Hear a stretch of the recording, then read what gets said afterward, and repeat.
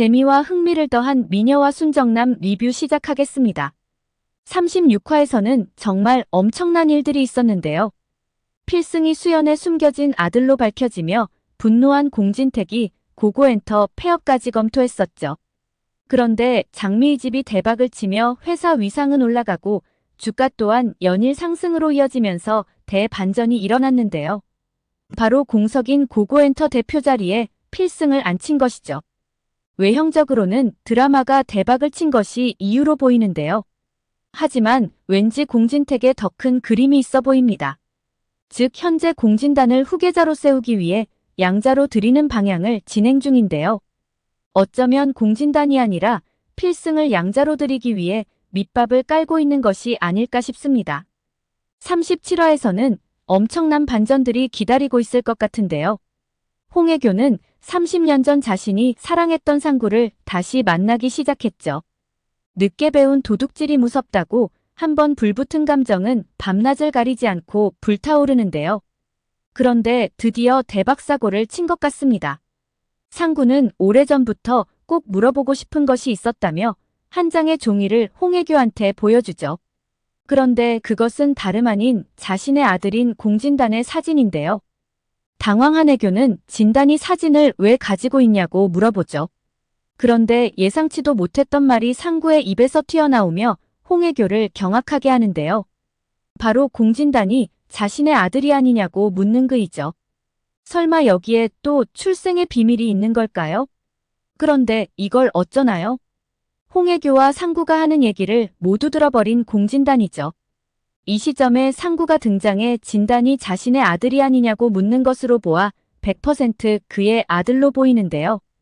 그런데 여기서 의문인 것은 애교의 반응으로 보아 그도 모르고 있었던 것으로 보이죠.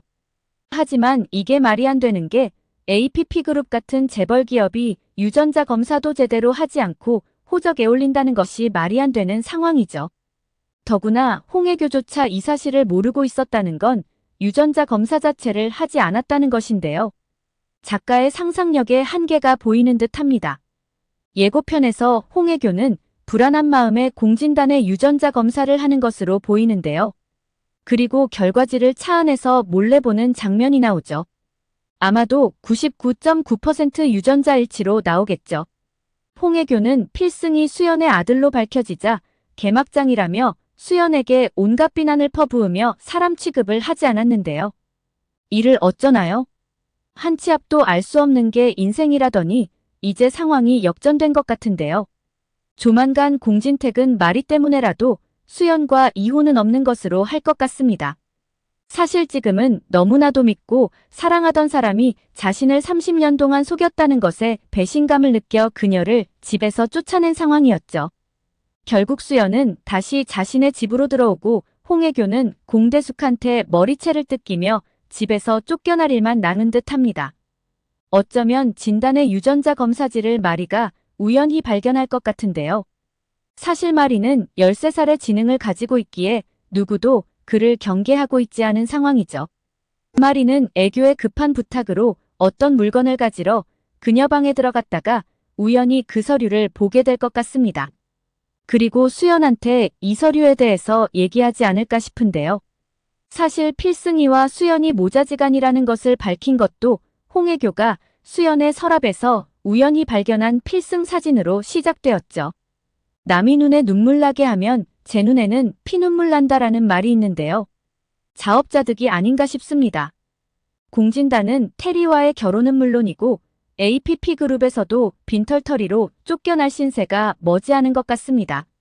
공진단은 그동안 능력도 없는 주제에 APP그룹의 아들이라는 이유로 엄청난 갑질을 해왔는데요. 알고 보니 본인은 주변 배경 빼고 나면 아무것도 아닌 인간이었죠. 공진단이 상구의 아들이라 생각하니 정말 통쾌하기까지 합니다. 37화 예고편에서는 드디어 도라의 기억이 돌아온 것 같은데요. 장소가 어디인지 알 수 없으나 도라는 숲길을 걸어가고 자신이 도라일 때의 기억이 하나씩 떠오르죠. 그리고 필승이와 키스하던 장면과 서로의 발해했던 달과 별 문신까지 떠올리며 자신이 사랑한 사람은 공진단이 아니라 필승이었음을 알게 되는데요. 이후 도라는 어떤 행보를 보이게 될까요? 자신이 도라였을 때 엄마인 백미자 때문에 정말 너무나 힘들었었는데요. 자신이 힘들게 벌어온 돈을 한 번 만져보지도 써보지도 못했죠. 그 돈은 고스란히 백미자가 도박으로 탕진하고 그것도 모자라 결국 빚더미에 앉게 되었었는데요. 그리고 결국 그 빚을 갚기 위해 그토록 진절머리치게 싫어하던 공진단과 약혼까지 하려 했었죠.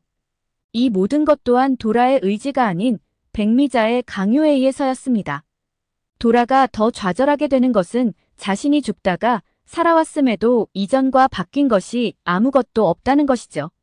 더 소름 끼치는 것은 자신이 그토록 싫어하던 공진단과 현재 자신이 사귀고 있다는 것인데요.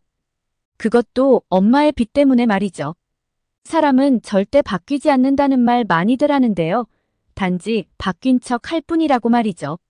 정말 그런 것 같습니다. 이 정도 되면 도라는 엄마인 백미자와 연을 끊는 것이 맞지 않나 싶은데요. 필승에게 자신의 기억이 돌아왔다고 얘기를 할까요? 아마도 미안해서 말을 못하지 않을까 싶은데요. 어쩌면 당분간 모두에게 기억이 돌아온 것을 숨기고 공진단한테 복수할 계획을 세우지 않을까 싶습니다. 마리는 수연과 공진택의 이혼 문제로 충격을 받아 오래전 알았던 외상 후 스트레스가 다시 발병하며 결국 몸져 누웠는데요. 밥은 물론이고 물 한 모금조차 넘길 수 없는 상황이죠. 이 모든 것은 불안에서 시작된 것으로 보입니다. 엄마가 자신을 두고 떠날까 혼자서 잠조차 제대로 잘 수 없는 상황이죠. 수연과 공진택은 하나밖에 없는 마리가 몸져 누워있자 어쩔 줄 몰라 하며 걱정이 한가득인데요. 하지만 이렇게 아픈 상황에서도 한 사람만을 찾는 마리이죠. 바로 필승입니다. 이것이 핏줄이라는 것일까요? 공진택은 물조차 제대로 마실 수 없는 마리를 위해 정말 필승을 집에 들이기 싫었지만 결국 그에게 전화해 집으로 와줄 것을 부탁하죠. 그런데 정말 신기한 일이 벌어지는데요. 방금 전까지 물도 못 마시던 마리가 필승이 오자 물을 꿀꺽꿀꺽 삼키는 것이 아닌가요? 마음이 편해진 탓일까요? 홍혜교와 공대숙은 이런 상황에 필승을 집에 불러들이기 위해 둘이 짠 거 아니냐고 의심을 하죠. 이후에도 필승은 마리의 건강 회복을 위해서 마리와 함께 시간을 보내는데요. 함께 밥도 먹고 아이스크림도 먹으며 심지어 정원에서 즐겁게 웃으며 게임을 하며 시간을 보내죠. 일전에 화를 내던 공진택의 모습은 온데간데 없고 얼굴에 미소가 가득한 채 두 사람을 흐뭇하게 바라보는 공진택이죠. 그는 아마도 이 순간에 이런 생각을 하지 않았을까 싶은데요. 필승이가 마리 옆에 있어서 정말 다행이다라고 말이죠. 사실 수연과 공진택의 걱정은 단 한 가지입니다. 자신들이 없을 때 마리를 끝까지 보살펴 줄 사람이 필요한 것이죠. 그래서 일전에 믿을 만한 사람으로 선을 봐서 마리를 결혼시키려고 했던 것인데요. 이제는 필승 같은 친오빠가 있으니 그런 걱정은 안 해도 될 것 같습니다. 사실 필승이 수연이 아들이라는 사실을 알기 전까지는 누구보다 필승이를 예뻐했었죠. 그래서 한때는 필승이를 마리와 결혼까지 시키려 했었는데요. 수연이 자신을 속였다는 사실은 여전히 화가 나는 건 인간이기에 어쩔 수 없을 것 같습니다. 하지만 시간이 조금씩 지나면서 공진택은 오히려 현 상황이 고맙다는 생각이 들며 마음 한켠이 든든해지지 않을까 싶습니다. 그리고 결국에는 필승이를 양자로 들여 마리와 필승을 진짜 남매로 만들어주지 않을까 싶습니다.